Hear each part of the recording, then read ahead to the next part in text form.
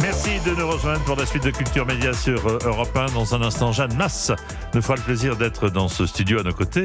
William Lémergie est toujours avec nous. On le retrouve le mercredi à 19h sur VN et pour la France à tout prix, mais aussi sur Europe 1 le samedi à 18h dans Balades en France. William, on le disait tout à l'heure en début d'émission, 53 ans de carrière depuis 1973. Vos débuts sur la première chaîne. Qu'est-ce que vous vous dites quand vous regardez dans le rétro ? Est-ce que vous regardez dans le rétro d'ailleurs ? Oui, ça ne me gêne pas, parce qu'on aurait... D'abord, quand on, à mon âge, et après 53 ans de carrière, quand on regarde le rétro, l'image est un peu brouillée. Est-ce que c'est bien moi ? Non, je regarde ça avec tendresse. Ouais. Quand on y regarde de plus près, William, on découvre surtout un animateur à la carrière pour le moins éclectique, qui a notamment marqué toute une génération d'enfants.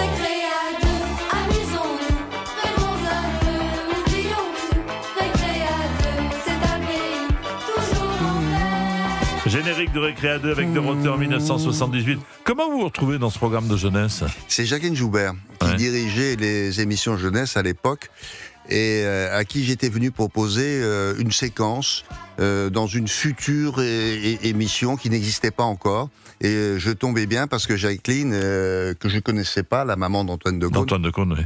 Et me reçoit et me dit mais on va créer une émission pour la jeunesse là et votre séquence que j'avais appelée Marabout de ficelle où j'avais des enfants au téléphone qui inventaient des histoires, moi je les mettais bout à bout, ensuite Cabu le dessinateur résumait tout ça et ça a fini par faire des émissions de télé et aussi un album de bande dessinée qui a été publié à l'époque. Vous en gardez quel souvenir ? D'abord Cabu, le plus gentil ami du monde. Et on travaillait beaucoup. Je suis frappé de ça. C'était pas un boulot de dilettante. On faisait des émissions pour les enfants, mais on travaillait, mais tous les jours. Et plus on travaillait, et plus on voyait des gosses qui nous sautaient dans les bras, et plus c'était joyeux. Après avoir chanté, car vous avez chanté. Oui, mais c'était Jacqueline Joubert.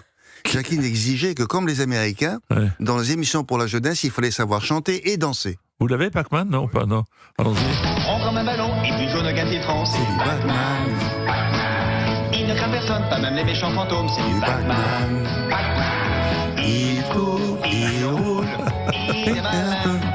c'est une petite boule qui n'a peur de rien. Qui n'a peur de rien. Vous l'avez toujours, hein. Mais oui, hein.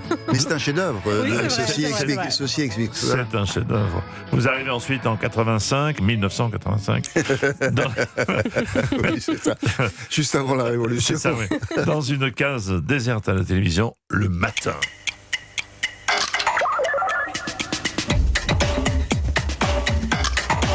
Ça n'existait presque pas des émissions du matin, pas du tout. Comment avez-vous réussi franchement à en faire un rendez-vous quasi incontournable ? Alors d'abord, c'était un casting. Oui. Vous étiez nombreux ? Oui, un peu moins d'une dizaine. Dans le dernier carré, on était 5. Il y avait Patrice Laffont, il y avait quelques autres comme cela. J'ai été choisi pour présenter cette émission. Je crois que c'est Pierre Desgroupes qui devait être le président, me semble-t-il, peut-être à l'époque. Et ça a commencé assez fort. La réaction a été assez immédiate, comme si c'était un besoin qui était révélé aux téléspectateurs. C'est vraiment avec cette émission que vous êtes entré dans l'intimité, en quelque sorte, de téléspectateurs. Vous vous invitiez chaque matin au petit-déj ?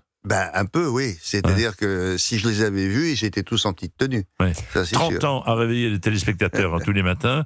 Vous avez décidé vous-même d'y mettre un terme en 2017 ? Oui. Et oui, parce que j'avais d'abord un peu fait le tour du propriétaire, si j'ose dire. Et puis, on m'avait fait une proposition qui m'intéressait, d'aller travailler sur Canal. Et c'était des gens que je connaissais bien. Je me suis dit, bon, allez, un jour, je vais aller faire quelque chose avec vous. Voilà. Vous regardez la version actuelle, pardon Jean-Pierre, de Télématin ? Comment ? Vous regardez la version actuelle de Télématin ? Pas régulièrement. De temps en temps, je fais des ponctions. Et vous aimez bien ? Et je me dis que ça ne ressemble pas exactement. Mais vous savez, Télématin, c'était à la fois l'animateur, et j'étais l'animateur et le producteur. Mais la star de l'émission, c'est l'émission. Il faut la respecter. Et il y a des points d'ancrage, et je les retrouve pas forcément. Mais c'est dommage. Mais il y a des gens là que je connais bien. pour certains d'entre eux, je les ai embauchés, ils ont toujours autant de talent. Et ces petits jeunes aussi, ils font ce qu'ils peuvent. Voilà, mais bon, si de temps en temps ça marche moins bien, ça me fait un peu de peine. Mais je suis confiant. Bon. Ok.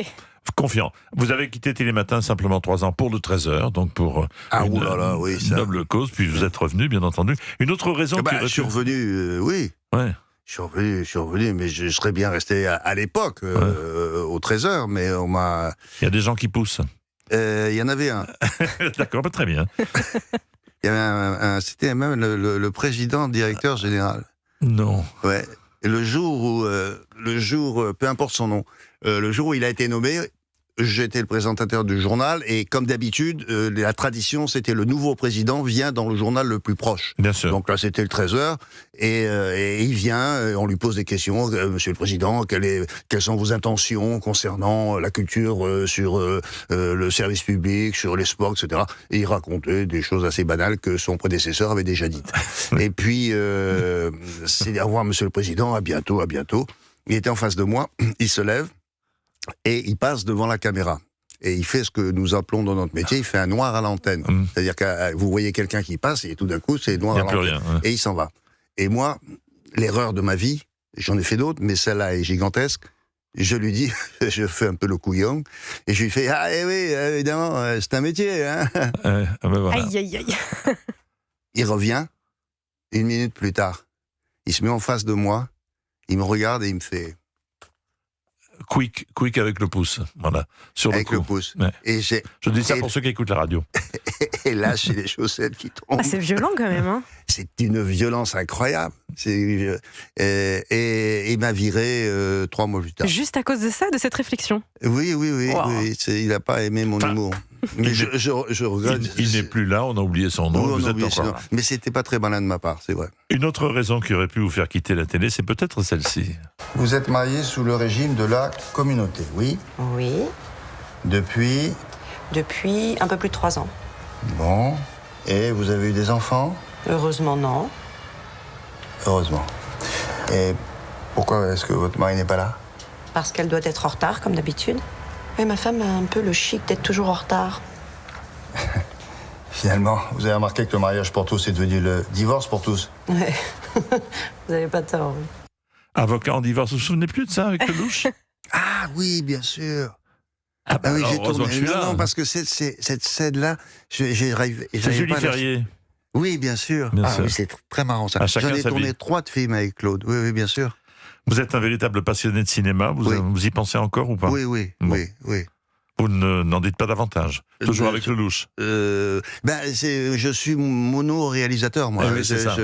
En plus, c'est mon voisin en Normandie, donc je peux pas imaginer tourner avec Spielberg, bien qu'il le souhaiterait. Évidemment, tout le monde le sait. Un pas que vous allez peut-être franchir bientôt, enfin.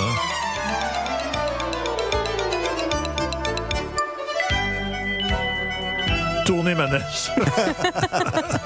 Ah oui, il y a quelqu'un qui nous avait proposé ça. Est-ce qu'il est possible qu'on vous retrouve un jour à la présentation de Tourner manège en duo avec Ginette Stone? Qui est Ginette Stone? Vous pouvez nous le rappeler, s'il vous plaît? Ginette Stone, c'est son nom d'artiste, mais dans la vie, elle s'appelle Sophie Davant. Mais vous la voyez physiquement? Oui, très bien. Elle ressemble quand même À Sharon Stone. à Sharon Stone, Bien entendu. effectivement. Oui. Non, c'est une idée qui est venue à je ne sais plus quel directeur de chaîne de télé en disant vous devriez faire ça. Et nous, ça nous a tellement fait rire que je me demande si on n'a pas dit oui juste pour le plaisir. Ça n'a pas été plus loin. Merci beaucoup, cher William. La France à tout prix sur VL, le mercredi à 19h et Balade en Content France. de vous avoir revu. Et moi aussi, le samedi de 17h à 18h sur Europe 1. À très bientôt, j'espère. Évidemment. Ouais.